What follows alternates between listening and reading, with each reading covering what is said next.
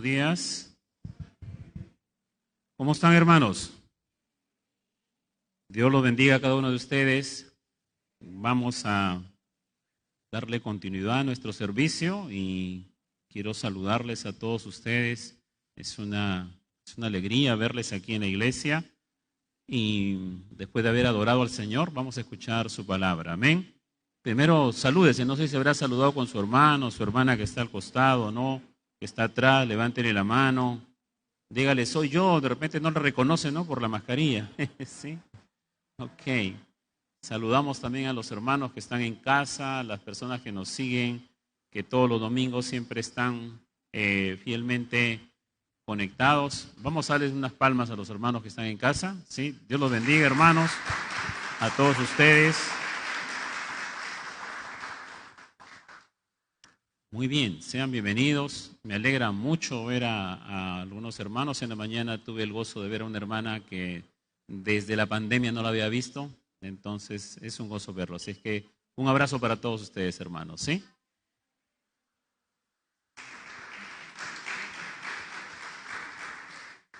Vamos a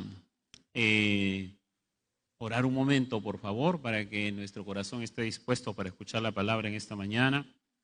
Y también oremos por nuestro hermano Johnny, que está esperando pueda ser operado el día de mañana, y por la provisión en todos los aspectos. Amén. Sabemos que el Señor es un Dios fiel y que Él nunca deja incompleta su obra, ¿no? Entonces, vamos a orar, hermanos. Padre, te damos gracias, Señor, en esta mañana. Pedimos tu bendición para poder estar atentos y escuchar tu palabra en esta mañana. Necesitamos que nuestra mente sea abierta, sea renovada, que nuestra fe se fortalezca, Señor, y la única forma es a través de su palabra, Señor. Guíenos para poder, Señor mi Dios, ser de bendición en esta mañana.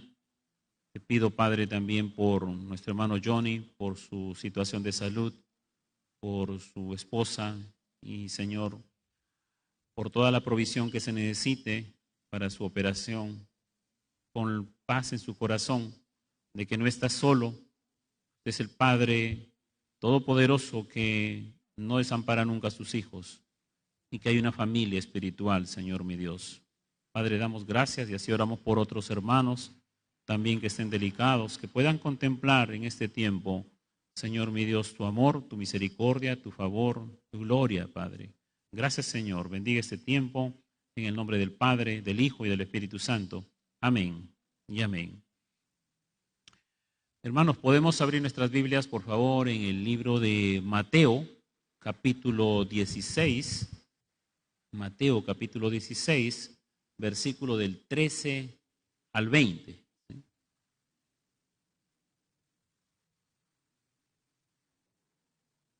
Mateo capítulo 16, versículo del 13 al 20.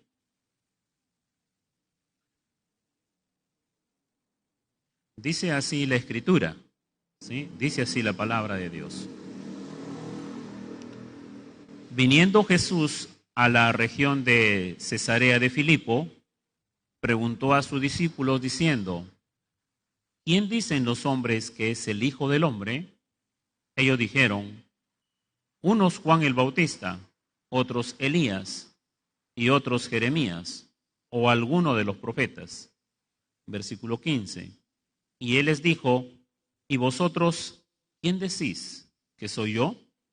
Respondiendo Simón Pedro dijo, tú eres el Cristo, el Hijo del Dios viviente. Entonces le respondió Jesús, bienaventurado eres, Simón, hijo de Jonás, porque no te lo reveló carne ni sangre, sino mi Padre que está en los cielos. Y yo también te digo que tú eres Pedro, y sobre esta roca edificaré mi iglesia, y las puertas del Hades no prevalecerán contra ella, y a ti te daré las llaves del reino de los cielos, y todo lo que atares en la tierra será atado en los cielos, y todo lo que desatares en la tierra será desatado en los cielos. Entonces mandó a sus discípulos que a nadie dijesen que él era Jesús el Cristo. Amén. Vamos a entrar en otro tema, en una serie de temas.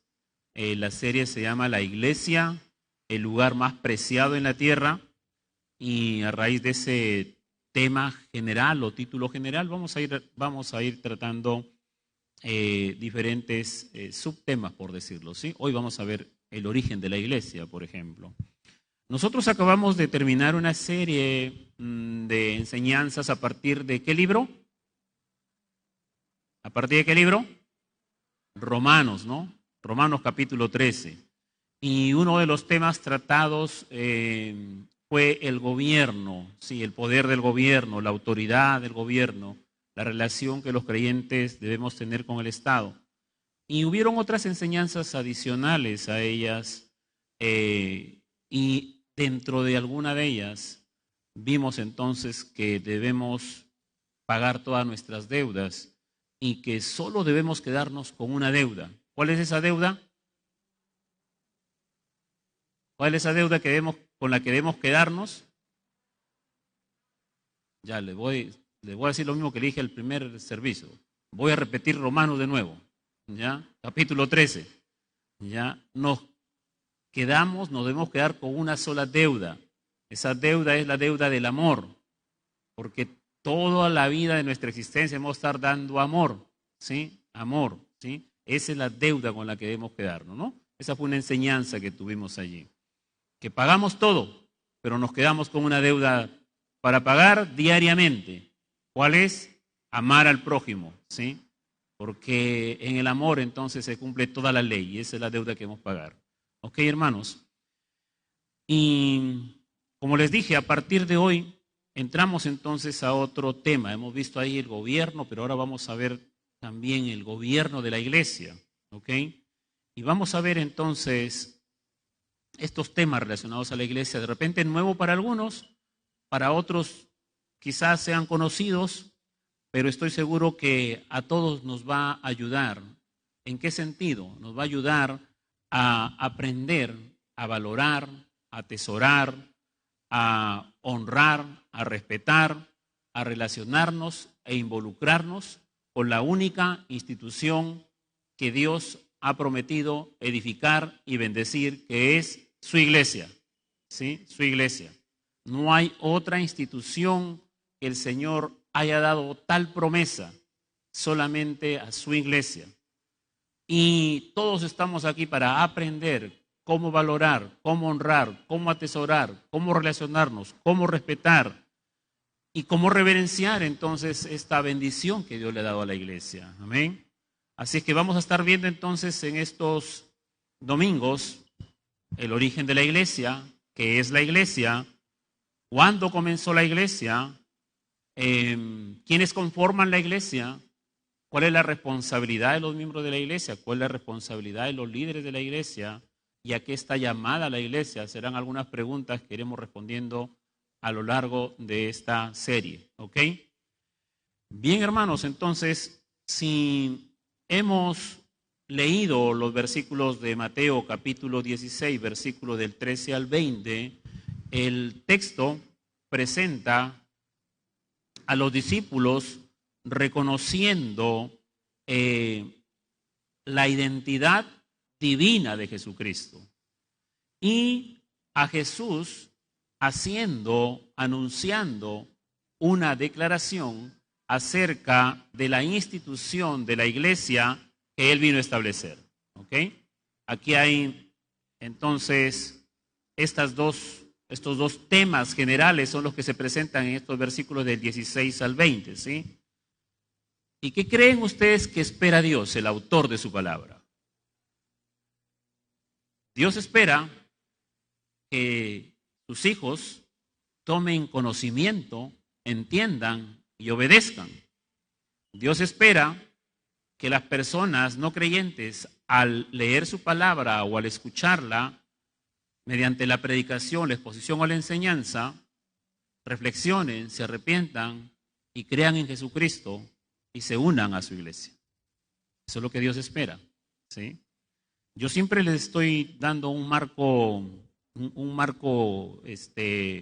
del contexto, porque es necesario que podamos entonces siempre que leemos un libro, que leemos un texto, saber a quién Dios ha usado para inspirar ese texto, cuándo lo hizo, en qué circunstancias y a quién se dirigió originalmente, porque eso nos va a ayudar a poder tener una correcta lectura, y si tenemos una correcta lectura y nos ubicamos correctamente en ese contexto histórico, vamos a evitar las confusiones, vamos a evitar decir e interpretar cualquier cosa del texto, o aquellos que se sumergen en las redes sociales a buscar prédicas y enseñanzas, entonces quedan muy vulnerables a ser engañados por cualquiera de estas corrientes, que también usan la Biblia,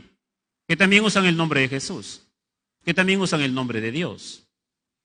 Así es que por eso es que en algún momento les daré entonces un contexto histórico, ¿ya? Ahora, para poder situarnos en esta parte del Evangelio de Mateo, la audiencia original a quien fue dirigido este Evangelio era predominantemente judía, ¿ya? Predominantemente judía. ¿Cuándo se escribió este Evangelio? Este Evangelio se escribió entre los años 50 y 60 después de Cristo. ¿Ok? ¿A quién usó Dios para escribir este Evangelio? A Mateo, que antes fue un publicano llamado Leví. Y él se arrepintió de sus pecados y fue entonces regenerado y fue un hombre salvo. Y ahora es usado por Dios para escribir este Evangelio de Mateo.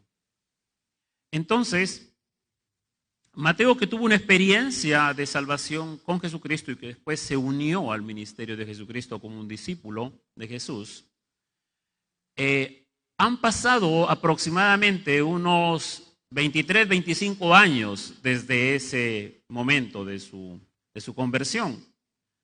Y también han pasado aproximadamente este mismo tiempo de años desde que su Salvador ascendió a los cielos en el Monte de los Olivos. Entonces han pasado esta cantidad de años. Mateo ya no es el mismo, ya es un hombre mayor. No sabemos exactamente qué edad tiene, pero han pasado ya 25, 23, 25, 26 años después de su conversión. ¿Ok? Y ahora Dios usa a este hombre para escribir aquellos eventos que sucedieron 20 años atrás aproximadamente durante el ministerio de Jesús. Y para que Mateo no cometa los errores, porque han pasado 20 años, si yo les he hecho una pregunta ahora, entonces, ¿qué hemos predicado? Ustedes han dudado, han estado ahí divagando, ¿cuál es esa deuda? Entonces, imagínense entonces después de 20 años, ¿verdad? Y para que no hayan errores, entonces Dios, a través de su Espíritu Santo, inspira a este hombre a narrar esos eventos de hace 23, 25, 26 años atrás. Entonces confiamos no en Mateo como hombre, sino confiamos en el autor, que es Dios, quien inspira su palabra. Por eso es que podemos confiar en la palabra de Dios. Amén. ¿Ok? Porque si nosotros hoy de aquí al 2041 nos ponemos a escribir qué pasó con este tema de la pandemia, ¿fue verdad, no fue verdad? Entonces cada uno va a escribir su propia historia, ¿ya? Entonces imagínense si cada hombre hubiese escrito su propia historia acerca de estos eventos. Tendrían diferentes opiniones, ¿sí? Pero aquí es Dios escribiendo su palabra a través de un hombre. ¿Ok? Es una obra milagrosa de parte de Dios. ¿Y qué es lo que espera Dios? Ya que Dios tiene una intención al escribir este evangelio por medio de Mateo. Es para llevar su verdad a un pueblo judío predominantemente. ¿Y qué espera Dios de esta audiencia original? Dios espera que esta audiencia original, los judíos, reconozcan a Jesús como el Hijo del Dios viviente y que reconozcan a la iglesia de Jesucristo, que aquí tuvo su origen. Eso es lo que se propone. ¿Ok? Entonces, ya tenemos los marcos, tenemos los límites, así de una manera muy rápida y muy general, para no salirnos y decir cualquier cosa. ¿Ok? Por lo tanto, hermanos, la palabra de la cual hemos leído y oído en esta mañana nos presenta dos temas relevantes que ya ustedes, ya se los he mencionado, dos temas relevantes, ¿sí? Para nuestros tiempos del día de hoy también. ¿Ya? Han pasado más de 1500 años de de lo que Mateo está escribiendo, inspirado por el Espíritu Santo, ¿ok? Pero para nuestro tiempo de hoy hay dos temas, los mismos de aquí, son dos temas relevantes, ¿sí? Dos temas vitalmente relacionados que no se pueden separar y son de suma importancia para cada persona en este mundo que el día de hoy desea acercarse a Dios de verdad, ¿sí? Para cualquier persona en este mundo, el día de hoy quiera acercarse a Dios de verdad, aquí hay dos temas sumamente relevantes, sumamente importantes y relacionados íntimamente el uno con el otro, que no pueden ser separados. Y esos dos temas son los siguientes que vamos a estar desarrollando. Primero, la confesión de Pedro. Segundo, la declaración de Jesús.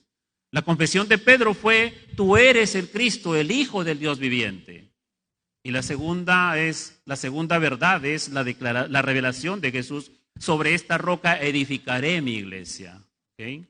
Esos dos temas entonces. El primero es la confesión, la declaración de fe de Pedro, ¿sí? Aquí tenemos que poner un poco de atención y dice el versículo 13, viniendo Jesús a la región de Cesarea de Filipos, preguntó a sus discípulos. Aquí hay un lugar, el nombre de un lugar que se llama Cesarea de Filipos. Y hay que ponerle atención a veces a los lugares también, porque los lugares nos van a decir algo. Algunas veces, otras veces no, pero hasta donde podamos hacer una investigación bíblica y una investigación histórica, porque son lugares históricos, deben haber existido en algún momento de la historia de la humanidad. Entonces, esa información nos va a servir para poder tener una correcta interpretación, ¿ok, hermanos?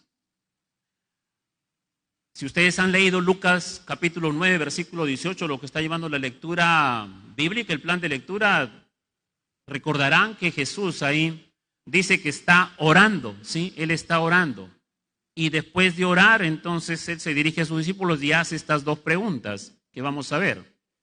Eso quiere decir que Jesús está en un momento de intimidad con sus discípulos, ¿ok? Y los ha llevado a un lugar llamado Cesarea de Filipos. Quiere decir que Jesús no está en Jerusalén, no está en Belén, no está en Nazaret, no está en Judea. Él no está, entonces, no los ha llevado a sus discípulos a un lugar de intimidad en el templo. Tampoco los ha llevado a una sinagoga. No los ha llevado a ninguno de esos lugares. El Señor los ha llevado fuera de Palestina. Fuera de Palestina.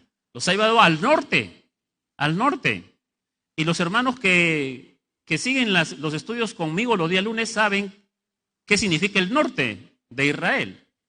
El norte de Israel significa el lugar de idolatría, donde comenzó la idolatría que trajo entonces una destrucción religiosa y nacional al pueblo de Israel. El norte siempre fue el origen de la idolatría del pueblo de Israel que se apartó de Dios, ¿no? Entonces el Señor Jesús a ese lugar los lleva, ¿sí? A ese lugar donde los primeros reyes después de Salomón entonces se rindieron a los ídolos y a la idolatría pagana, y eso les trajo graves consecuencias. Y Jesús los lleva a ese lugar. A ese lugar. Ahora, ¿qué hay en ese lugar? En esta región, una región gentil, idólatra para los tiempos de Jesús, que ya no, entonces tampoco ya no había esa figura geográfica en los tiempos de David, de Salomón, donde era parte del imperio de Israel, ya no lo era para los tiempos de Jesús. Ahora era un territorio gentil, idólatra, la región de Cesarea de Filipos, era una región que había sido el centro de adoración a Baal, el dios cananeo. ¿Ya? También allí se encontraban varios santuarios a los dioses griegos. Uno de ellos era el dios Pan. Y el dios Pan era el dios de la naturaleza para los griegos. No solamente era el lugar donde había esta adoración cananea y esta adoración griega, sino que también era el lugar de adoración del Imperio Romano, porque Herodes allí en ese lugar había construido un templo para honrar a César Augusto, ¿no? Fue, mis amados hermanos, en ese medio de idolatría al dios Baal, de idolatría a los dioses griegos, uno de ellos el dios Pan, y de idolatría al dios César Augusto, ¿sí? Porque el Imperio Romano hizo de los Césares sus dioses. Ahí en medio de ese lugar de superstición pagana, donde se desarrollaba la idolatría de diferentes dioses. Si tú querías adorar al dios Baal, allá está. Si tú querías adorar a los dioses griegos, allá podías ir. Si tú querías adorar al dios del Imperio Romano, también tú podías escoger para dónde querías ir. A ese lugar el Señor lo lleva a sus discípulos a un momento de intimidad para empezar a declararle algunas cosas que antes no le había declarado acerca de su persona. ¿Ya? Y es en ese lugar donde se desarrolla la confesión de Pedro y la declaración de Pedro y la revelación de Jesús sobre la edificación de su iglesia. En ese lugar, ¿sí? En ese lugar. Entonces la primera pregunta que Jesús les hace en ese contexto: ¿quién dicen los hombres que es el Hijo del Hombre?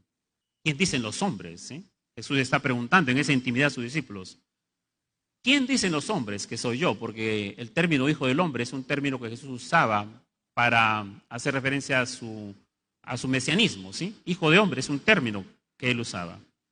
Los discípulos, como hemos leído, dijeron, unos Juan el Bautista, otros Elías y otros Jeremías y algunos de los profetas. Y las cuatro respuestas, ninguna coincidió. Todas las cuatro fueron distintas. Esto quiere decir que la gente que había visto a Jesús o lo había oído a Jesús o había recibido un milagro de Jesús tenía opiniones diferentes acerca de quién era él.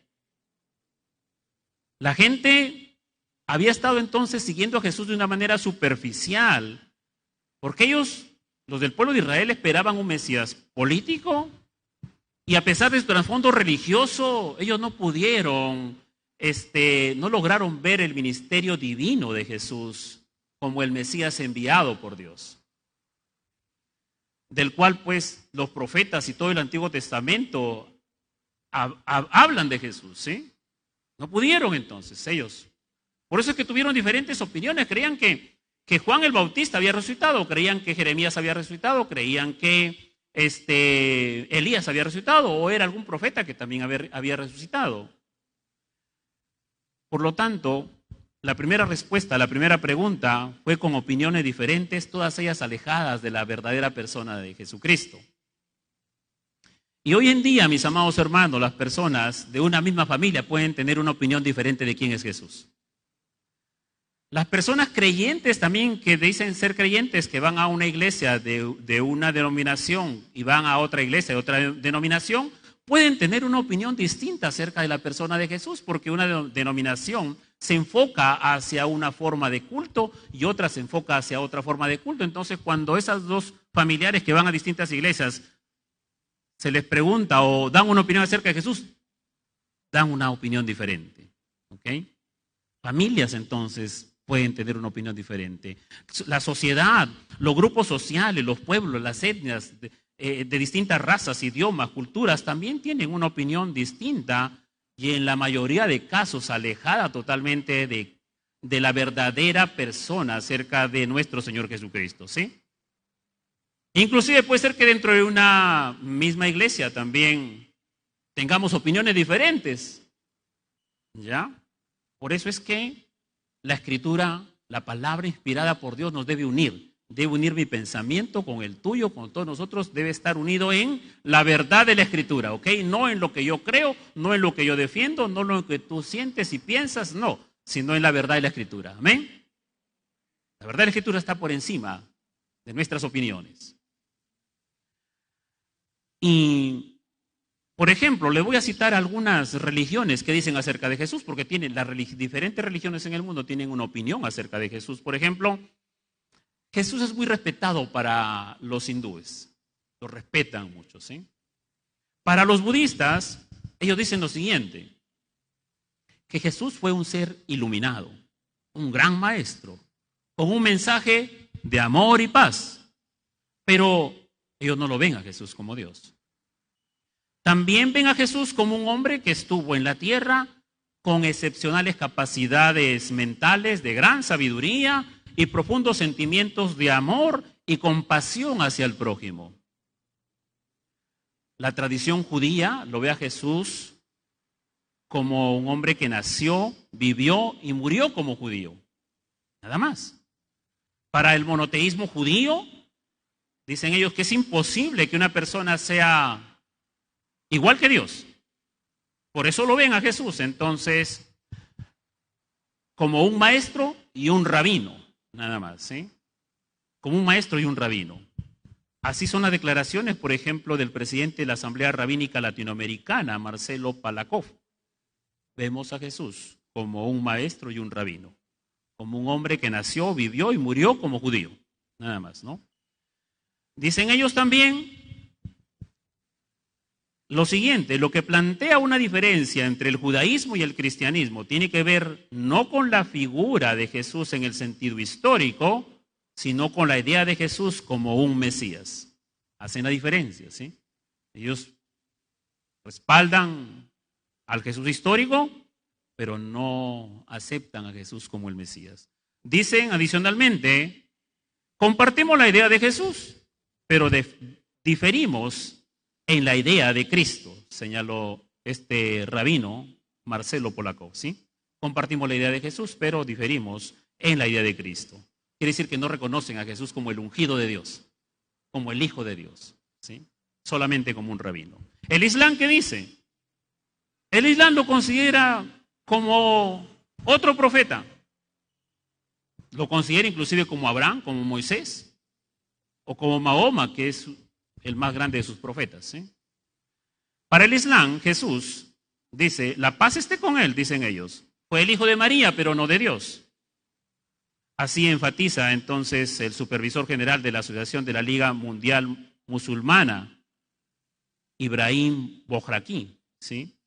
Dice, en el Islam, Jesús no es visto como un intercesor ante Dios, un ser humano a quien, de acuerdo con esta religión, no se le debe rezar, ni orar, ni pedir nada.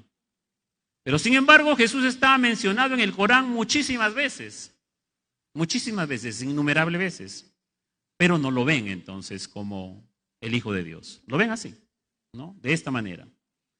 Entonces, se puede ir a las fuentes que ellos tienen, ellos pueden señalar a Jesús, pero lo ven de una manera distinta a la verdadera persona que la palabra de Dios revela acerca de su Hijo.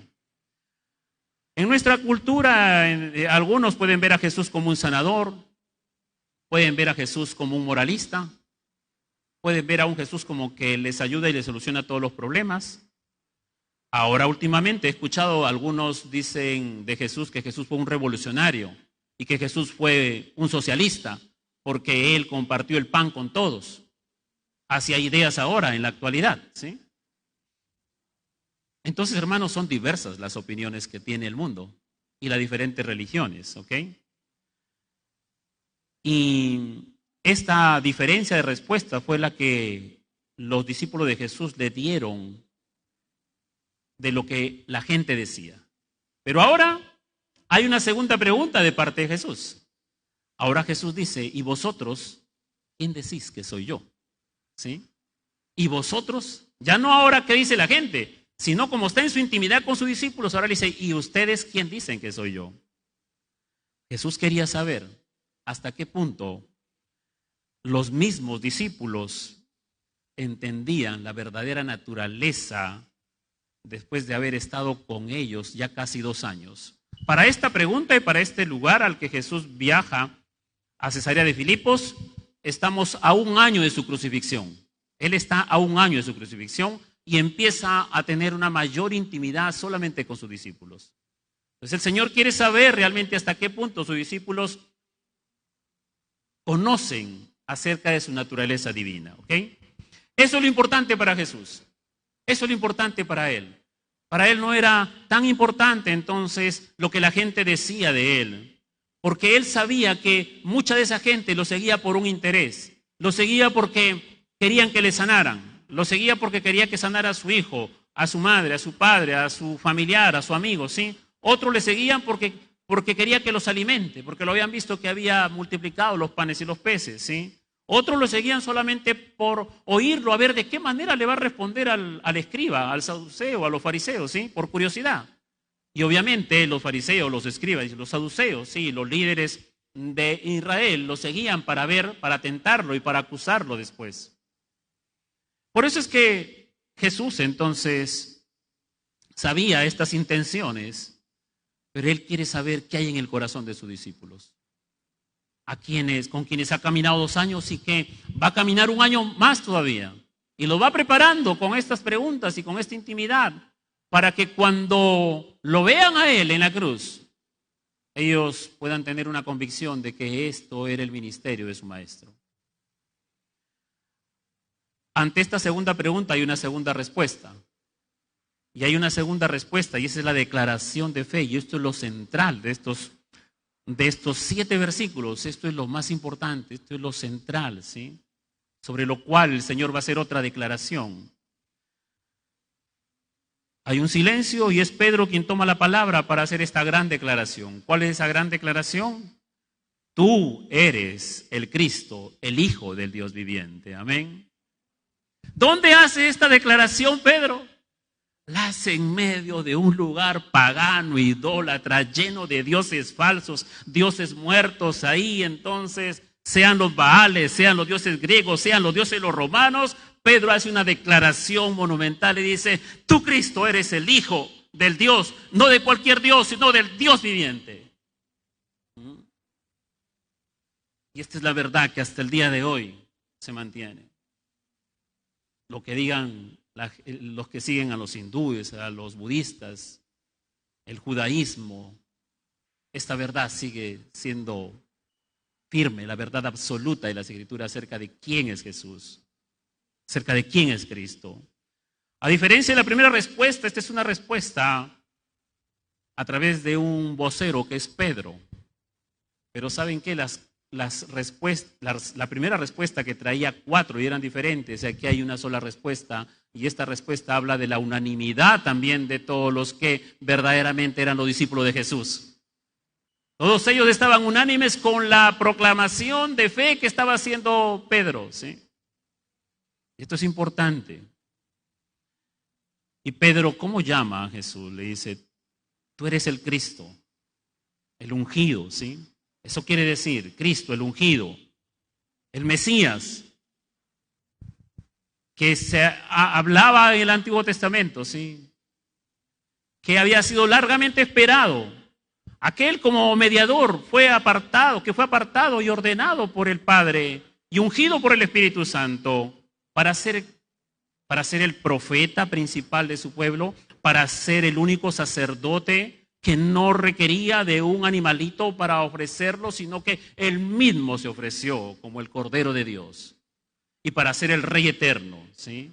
Para eso, entonces el Señor lo ungió como profeta, como sacerdote y como rey. El Señor lo ungió para eso. El ungido por Dios, ¿para qué también? Para reinar sobre el universo y reinar en los corazones de todos aquellos que confiesen su nombre. Amén. ¿Reina Cristo en sus corazones?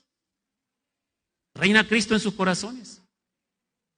Entonces, como rey, él fue ungido para reinar en el universo entero y en el corazón de todos los creyentes. El Hijo del Dios vivo, le dice, ¿no? Y esto es un contraste con todos los falsos dioses paganos en ese lugar de Cesarea de Filipos, y no solamente en Cesarea de Filipos, sino en el mundo entero. ¿Okay? En el mundo entero. La palabra hijo aquí señala que Cristo tiene la misma naturaleza que Dios el Padre. Son de la misma naturaleza. ¿Okay? La misma naturaleza divina, la misma naturaleza divina. No como los hindúes o las otras religiones, sí, que no lo ven a Jesús así, sino lo ven como un hombre. No, la revelación que está haciendo aquí, la declaración que está haciendo aquí Pedro, sí, como hijo señala entonces que Cristo tiene la misma naturaleza divina que el Padre, ¿sí? Del Dios viviente entonces también es un nombre que está en el Antiguo Testamento, en Deuteronomio capítulo 5, versículo 26. Ahí se hace referencia al Dios viviente. Es un nombre en el Antiguo Testamento para Dios, ¿sí? Es un nombre para Dios. Cuando el Señor se apareció ahí en el monte Horeb, en el monte Sinaí, entonces el pueblo tuvo temor, tuvo pavor ante la presencia gloriosa de Dios.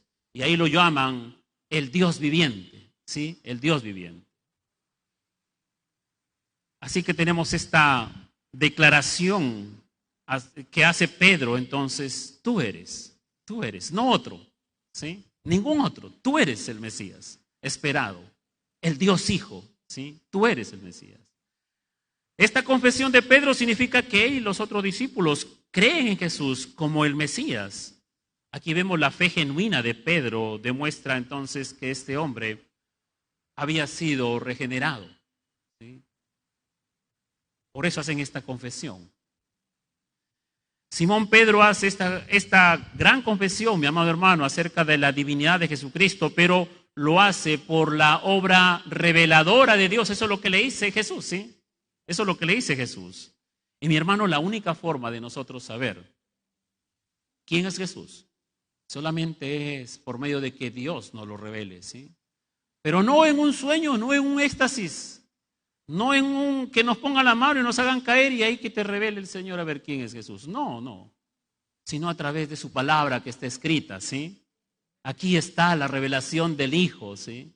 Como cuando Jesús se le presentó a los discípulos de Maús y les empezó a declarar todo lo que de él se decía en los profetas y en todo el Antiguo Testamento, ¿sí? Si queremos saber quién es Jesús, si alguien quiere saber quién es Jesús, aquí está en la palabra, está revelado de parte de Dios para todos aquellos que quieran saber quién es Jesús. Entonces, la revelación viene de parte de Dios. No necesitamos nueva revelación, ya está toda aquí. En estos 66 libros está toda la revelación de Dios. Esta revelación, por lo tanto, nos da seguridad a nosotros en nuestro interior, entonces, acerca de la persona de Jesús y nadie la puede remover. Nadie nos puede confundir. Cuando más conocemos la palabra y más conocemos acerca de Jesús, acerca de Él, acerca de su ministerio, acerca de su divinidad, entonces nadie nos podrá remover, ¿sí? Podrán decirnos cualquier cosa los hindúes, los budistas, los judíos y cualquier persona, pero a mi Cristo nadie me lo remueve porque aquí Dios me ha revelado en su palabra quién es Él. ¿Quién es Él? Amén. Esta segunda parte tiene que ver, este segundo tema importante dentro de estos versículos. Lo importante es esta revelación, esta declaración que hace Pedro sobre Jesús. Tú eres el Cristo, el Hijo del Dios viviente, ¿sí? Y sobre esta declaración viene la revelación que hace Jesús. Dice el versículo 17, entonces le respondió Jesús, bienaventurado eres Simón, hijo de Jonás, porque no te lo reveló carne ni sangre, sino mi Padre que está en los cielos, ¿sí? Y yo también te digo a ti, te digo que tú eres Pedro y sobre esta roca edificaré mi iglesia. Y las puertas del Hades no prevalecerán contra ella y a ti te daré las llaves del reino de los cielos y todo lo que atares en la tierra será atado en los cielos y todo lo que desatares en la tierra será desatado en los cielos. Estos últimos versículos tantas veces mal usados, descontextualizados y muchas personas entonces inocentemente lo han usado. Hoy vamos a ver rápidamente, entonces, ¿qué es lo que está diciendo estos versículos? ¿Sí? Primero que todo, ya les he hablado entonces que esta revelación no viene de la naturaleza humana de Pedro, no es la sabiduría humana de Pedro la que identificó a Cristo como el ungido de Dios, ¿sí? No fue su naturaleza humana, ¿sí? Sino que cuando Jesús le dice, ni carne, no te lo reveló carne ni sangre, ¿sí? Era una expresión rabínica para humanidad en contraste con la deidad. Esto no fue el reconocimiento humano de Pedro, sino una revelación de Dios, ¿sí? La obra soberana de Dios en Pedro fue la que le reveló quién le había hecho la pregunta y quién era Jesús. ¿Okay? Solamente la revelación divina de Dios a través de su Espíritu Santo puede hacernos conocer realmente quién es el Hijo de Dios. ¿Quién es el Hijo de Dios? Para que nadie nos engañe, ¿sí?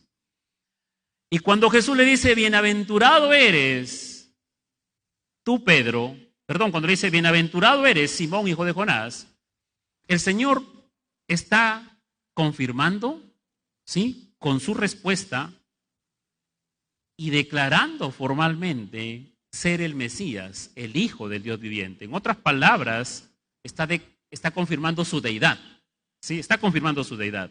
Y esta es la primera vez en el ministerio de Jesucristo que Él revela plenitud acerca de quién es Él. Es la primera vez, ¿ok? Es como cuando ustedes le hacen una pregunta y la persona responde y dice, felicitaciones, algo así. Esa felicitación está afirmando que la respuesta es correcta. Jesús le está diciendo a Pedro, bienaventurado eres, ¿sí? Bienaventurado eres. Entonces Jesús está confirmando su divinidad, está confirmando y está revelando por primera vez quién es Él, ¿sí? El Hijo de Dios.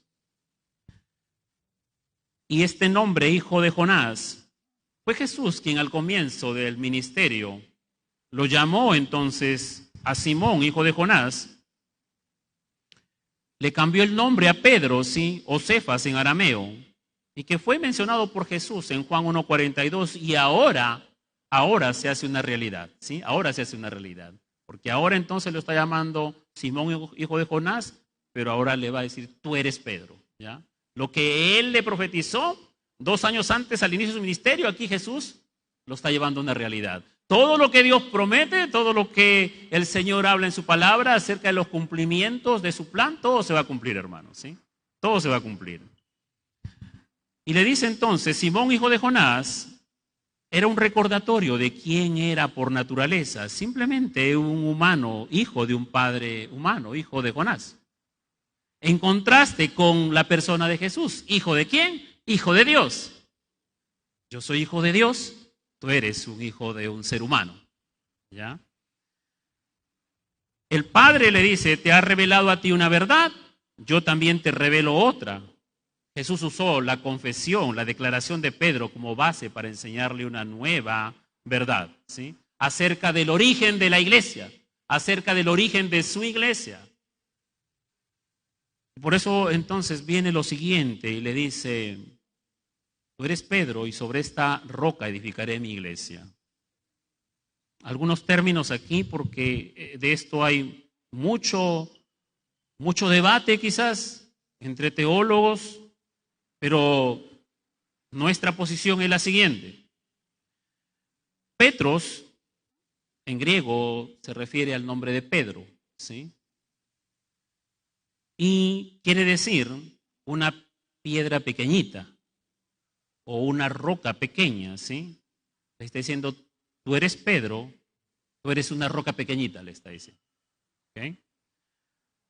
Por otro lado, cuando el Señor usa la palabra sobre esta palabra roca es Petra, y esto significa un acantilado rocoso o una cama de rocas, ¿sí? Es una roca grande, por decirlo así. Eso está diciendo cuando dice sobre esta roca edificaré mi iglesia. Tú eres una roca pequeñita, le dice a Pedro, ¿sí? Es imposible entonces que sobre esa roca pequeñita el Señor iba a construir o edificar su iglesia. Pero sin embargo, hay una interpretación católico-romana, ¿sí?, que dice y enseña a raíz de estos versículos que Pedro es el primer papa. Dicen que Pedro es la roca y que Jesús se refirió a Pedro como el primer papa. Enseñan ellos que el Señor Jesucristo designó a Pedro para que ocupara este lugar de preeminencia, de honor y de jurisdicción sobre el gobierno de toda su iglesia, ¿sí? Y que esta misma autoridad que Jesús le dio a Pedro, dicen ellos, ha residido en todos los papas como sucesores de San Pedro. ¿Okay? El obispo J. Gibson, en su libro La fe de nuestros padres, en la página 95, dice lo siguiente, y pongan atención a lo que dice.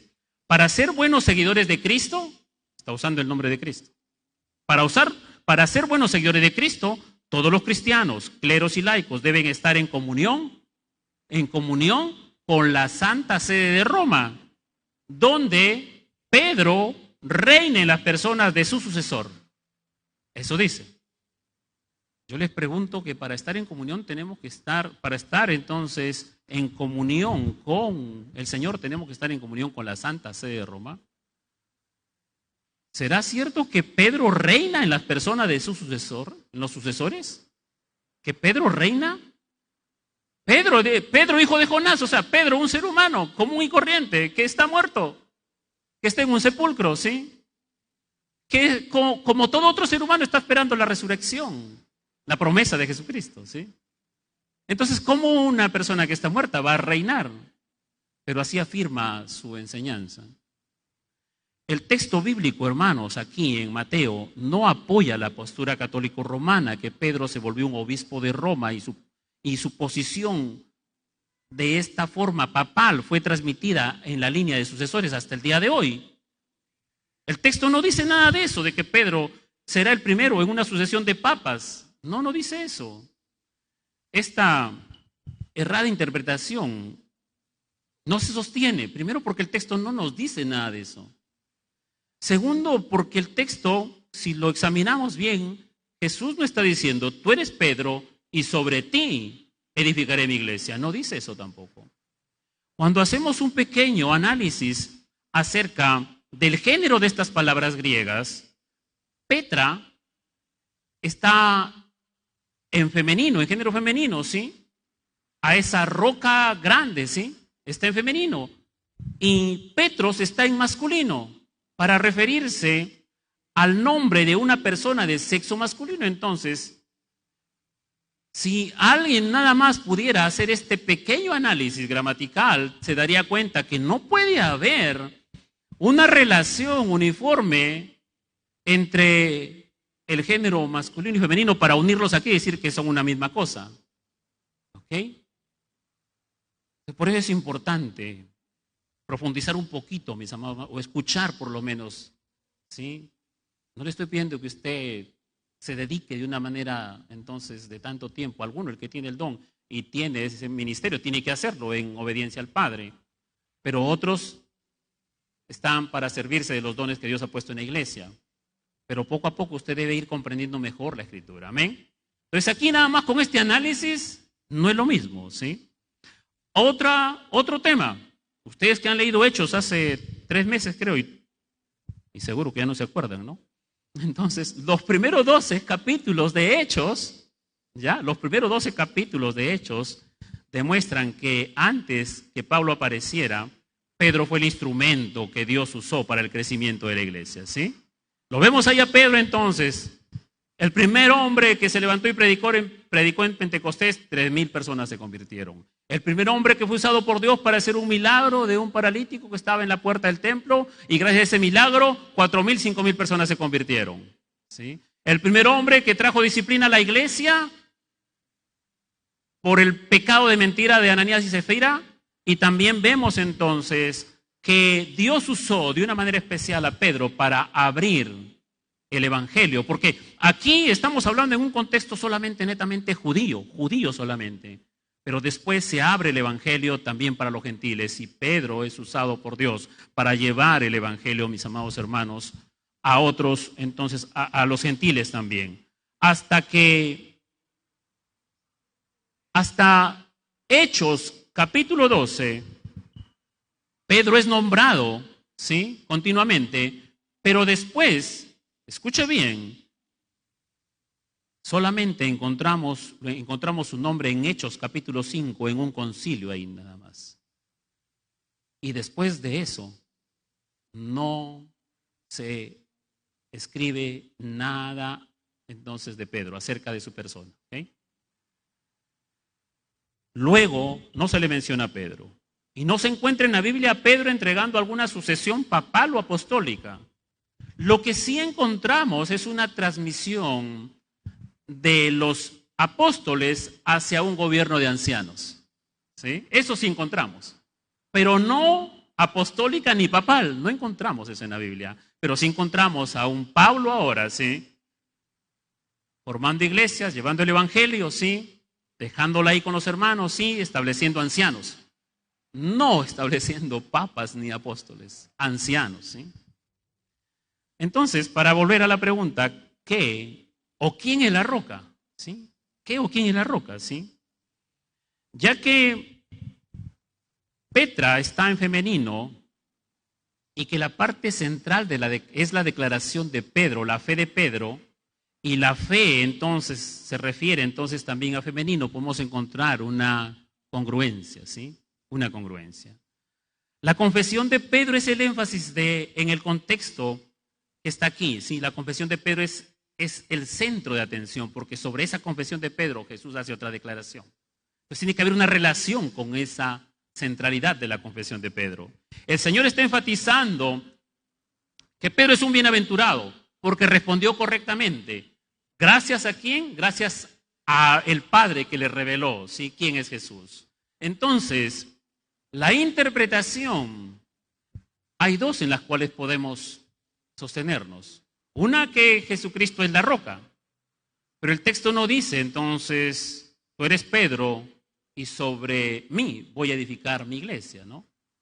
Entonces, pero hay otros textos que sí nos hablan de Jesús, como la piedra angular, ¿sí? Sí nos hablan de Jesús, y como la cabeza, ¿ok? Esa es una interpretación que también se acerca entonces a la interpretación bíblica. Pero aparte de eso, como la confesión es la parte central en estos versículos, ¿sí? La interpretación más correcta sería la siguiente. Y yo también te digo que tú eres Pedro, y sobre la confesión que acabas de hacer, que soy el Cristo, el Hijo del Dios viviente, edificaré mi iglesia, ¿sí? Esa sería entonces la interpretación más cercana, más correcta, y que nosotros aquí entonces abrazamos, ¿ok? Nuevamente entonces, y yo también te digo que tú eres Pedro, una roca pequeñita, ¿sí? Y sobre la confesión que acabas de hacer, que yo soy el Cristo, el Hijo del Dios viviente, edificaré mi iglesia, ¿sí? Edificaré mi iglesia. Cuando se examina la evidencia bíblica total en las Escrituras, se llega a la siguiente determinación, que la iglesia está constituida por personas naturales como Pedro, ¿sí? Que también confiesan a Jesús como su Señor y Salvador. Amén. ¿Cuántos han confesado a Cristo como Señor y Salvador? Entonces, sobre esa confesión es que el Señor edifica a su iglesia, ¿sí? Edifica a su iglesia. Él es el que añade a su iglesia, ¿sí? Ahora, edificaré mi iglesia, entonces el Señor no está pensando en solamente ahí en Judea, ¿sí? No está pensando solamente en un lugar local nada más, sino Él está pensando en algo universal para alcanzar al mundo, ¿sí? ¿Compuesta de quiénes? Por todos los mismos que hacen la misma confesión que hizo, la misma confesión de fe que hizo Pedro. ¿Ok? La misma confesión de fe que hizo Pedro. Así es que aquí está el origen de la iglesia, hermanos, ¿sí? Aquí está el origen de la iglesia, porque Jesús dice, edificaré. ¿En qué tiempo está? Futuro. Quiere decir que no había iglesia antes entonces, ¿sí? Y eso lo vamos a explicar en otro tema, pero aquí está en futuro. Pero usted y yo podemos hablar de futuro, por ejemplo, hermana, nos vemos el próximo domingo. Hermano, nos vemos el próximo domingo. Pero ¿será cierto? Porque de repente la hermana no viene, el hermano no viene, o yo no vengo. Pero aquí la forma en que está escrita gramaticalmente es, mi amado hermano, ¿sí? Está en una forma gramatical de un modo indicativo. ¿Esto qué quiere decir? Que es un futuro que se va a dar, ¿sí? Es un futuro que se va a dar, ¿ok? Y nosotros ahora, 1500 años después aproximadamente de esta revelación que Dios le hizo a Mateo, ¿sí? Podemos decir realmente sí, el Señor cumplió su palabra, ¿no? Él ha inaugurado su iglesia, ¿sí? Es su iglesia, Él la compró con su propia sangre, sí, realmente, ¿no? Así es que está en futuro, por lo tanto, mis amados hermanos, es su iglesia, ¿sí? Quiere decir que aquí en Mateo 16, 18 la iglesia aún no existe todavía, porque vamos a ver cuándo inicia realmente la iglesia, en otro estudio, ¿ya? Esta es su iglesia, algo nuevo, donde Él uniría a los judíos y a los gentiles creyentes en Jesucristo y formaría un nuevo templo, ¿sí? Un nuevo cuerpo, y del cual Jesucristo sería y es la cabeza. Amén. Esto entonces era algo nuevo para ellos como judíos. Pero el Señor está hablando entonces de que Él va a edificar su iglesia. No el templo que estaba allí, ¿sí? No las sinagogas, sino su iglesia, ¿sí? El Señor es quien edifica su iglesia y lo hace a través de su palabra. Y para diferenciarla de cualquier otra, dice mi iglesia, ¿sí? La iglesia es posesión del Señor, es posesión del Señor. Hechos 20:28 dice: por tanto, mirad por vosotros y por todo el rebaño en que el Espíritu Santo os ha puesto por obispos para apacentar la iglesia del Señor, la cual Él ganó por su propia sangre, ¿sí? Para apacentar, dice, ¿la iglesia de quién? La iglesia del Señor, la cual Él compró por su propia sangre. Es la iglesia de Cristo, ¿sí? No es la iglesia del pastor, no es la iglesia de los líderes, no es la iglesia del que donó algo, sí, algo material, no es la iglesia del que da más dinero, no. Esta es la iglesia del Señor, que Él compró con su propia sangre. Amén. Y que por ser su iglesia, entonces, las puertas del Hades no prevalecerán contra ella. Este es un término judío o rabínico que se usaba para aludir a la muerte física. Y lo que Jesús está diciendo aquí, que aún la muerte, que es el arma más poderosa que tiene Satanás, ¿sí?, no va a prevalecer contra la iglesia. ¿Por qué? Porque Jesucristo es su cabeza, ¿sí? Jesucristo la edifica. Jesucristo entonces es el Señor de su iglesia. Y por lo tanto su iglesia es invencible. Es invencible, ¿sí? Por más entonces, peor situación que hay en los términos humanos, nada de eso ha impedido su existencia, nada de eso va a impedir su edificación y su sostenimiento. Es la iglesia de Jesucristo. Amén. Y que usted esté en la iglesia de Jesucristo, entonces siéntase un bienaventurado también. Bienaventurado, ¿sí? Las llaves del reino, rápidamente para terminar. Una llave simboliza autoridad. Usamos las llaves para abrir las puertas. A Pedro, el Señor le dio el privilegio de abrir la puerta de la fe a los judíos en Pentecostés, cuando Él proclamó en Hechos capítulo 2. A Pedro se le dio la llave para ir y abrir la puerta de la fe a los samaritanos en capítulo 8 de Hechos y a los gentiles en el capítulo 10 de Hechos, ¿sí? Esa es la llave, ¿sí? Pero los otros apóstoles tuvieron también parte en esta autoridad y Pablo tuvo el privilegio de abrir la puerta de la fe a los gentiles fuera de Palestina también. La otra parte que Jesús les revela aquí es atar y desatar, prohibir o permitir, eso quiere decir, ¿sí? Prohibir o permitir. Y ese término tan mal usado entonces, que ato al espíritu de tal, ato al espíritu de incredulidad, ato al espíritu, no sé, tantos espíritus, ¿sí? Yo ato a Satanás, ¿sí? Pero si usted lee bien, no se está hablando, el contexto no habla, el contexto está hablando de Cristo, el Hijo del Dios viviente. El contexto está hablando de la iglesia. El contexto está hablando del reino de los cielos, no está hablando en ningún momento de Satanás, su poder, nada de eso, ¿no? Se hace referencia a las puertas del Hades nada más, pero ¿esto qué quiere decir atar y desatar? Que si la iglesia local actúa conforme a la palabra, tiene la autoridad de decirle a alguien que ha sido perdonado por Dios en base a la autoridad de la palabra de Dios. Que cuando una persona no quiere arrepentirse de sus pecados, la iglesia dice que está atada de sus pecados. Cuando la iglesia dice esto, tiene la confianza que Dios dice lo mismo, ¿sí? Dios dice lo mismo. Pero si la persona se arrepiente, la iglesia reconoce que ha sido desatada de sus pecados en base a lo que dice la palabra de Dios. Por ejemplo, Romanos 10:9, que si confesares con tu boca que Jesús es el Señor y creyeres en tu corazón que Dios le levantó de los muertos, serás salvo.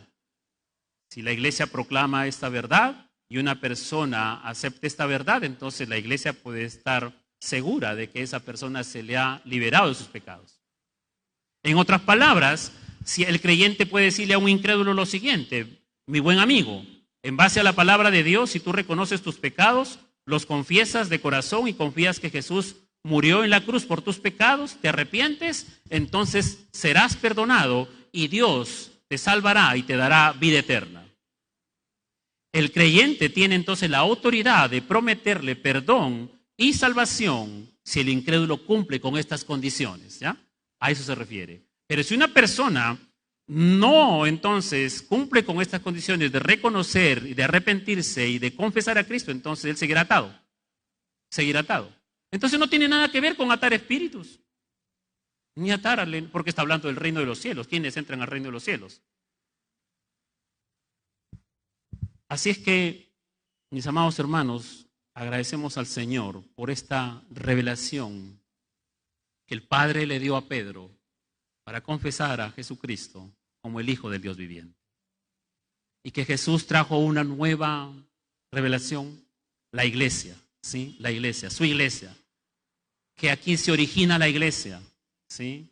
Aquí está el origen de la iglesia de nuestro Señor Jesucristo.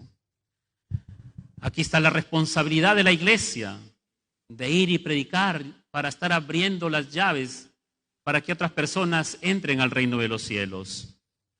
¿Que quién edifica la iglesia? El Señor edifica su iglesia, ¿sí? ¿Cuál es la seguridad que tiene la iglesia? Tenemos la seguridad en Cristo, que es cabeza de la iglesia. Que cualquier cosa que pase en esta esfera humana no podrán detener la iglesia, no podrán anular a la iglesia, no podrán eliminar a la iglesia, porque Cristo es la cabeza. Amén. Entonces, hermano, ¿qué dice la gente de Jesús? Bueno, no nos importa qué dice la gente. ¿Qué dice usted de Jesús? ¿Qué dice usted acerca de Cristo? ¿Quién es para usted Jesucristo? Y miren que hay muchos falsos. Voy a leerles esta siguiente noticia. Septiembre del 2020, el año pasado, la policía rusa detuvo en la región de Siberia a los líderes de la secta religiosa Iglesia del Último Testamento. ¿Sí? Iglesia del Último Testamento.